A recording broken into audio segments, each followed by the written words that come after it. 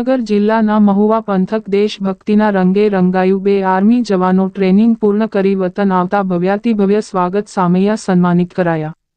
ખાસ કરીને તળાજા મહુવા તાલુકાના અંતરિયાળ વિસ્તાર સહિતના અનેક ગામડાઓમાં જવાનો યુવતીઓ આર્મી ફોર્સ જોઈન્ટ કરી ગામ તાલુકા સમાજનું નામ રોશન કરી રહ્યા છે। ત્યારે મહુવા તાલુકાના વાઘનગર ગામના 2 પનોતા પુત્રો ઇન્ડિયન આર્મી માંગ CRPFની ટ્રેનિંગ પૂર્ણ કરી માદરે વતન પરત ફરતા આજે સમગ્ર પરિવાર ગામ અને આસપાસ ગામજનો દ્વારા ભવ્ય સ્વાગત કરવામાં આવ્યું।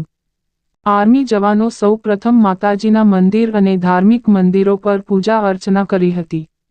ત્યારબાદ માતા પિતા પરિવારના અને શાળાના વિદ્યાર્થીઓ સ્ટાફના આશીર્વાદ લઈ સામૈયામાં સામેલ થયા હતા। મહુવા તાલુકાના પ્રમુખ સમિત અને અનેક આગેવાનોએ બંને જવાનનું સન્માન કર્યું।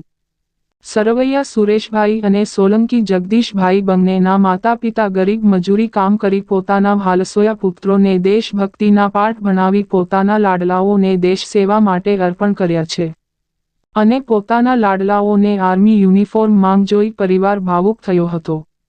આંખો ખુશીઓથી છલકાવી હતી। કોળી સમાજ અને દલિત સમાજના બંને જવાનો CRPFની ટ્રેનિંગ પૂર્ણ કરી પરત ફરતા ભવ્ય સ્વાગત સન્માન સામૈયા સહિત કાર્યક્રમ યોજાયા। સમગ્ર ગામ પોતાના ગામના ગૌરવ આર્મી જવાનોની અને કાર્યક્રમની ઝલક જોવા સમગ્ર ગામ આ સ્વાગત યાત્રામાં જોડાયું। બંને જવાનો જે શાળામાં અભ્યાસ કર્યો હતો તે શાળાએ પ્રથમ પહોંચ્યા અને શિક્ષકોને વંદન કરી આશીર્વાદ મેળવ્યા હતા। શાળા દ્વારા પણ પોતાના આર્મી જવાનનું પુષ્પગુચ્છ અને છાલ ઓઢાડી સન્માન કરવામાં આવ્યું હતું। બંને જવાનોએ જણાવેલ કે વધુને વધુ યુવાનો યુવતીઓ આર્મી ફોર્સ જોઈન્ટ કરી સમાજ ગામનું નામ રોશન કરો અને જે યુવતીઓ યુવાનો આર્મીની તૈયારીઓ કરતા હોય તેમને કાંઈ પણ માર્ગદર્શનની જરૂરિયાત જણાય તો સંપર્ક કરવા જણાવેલ।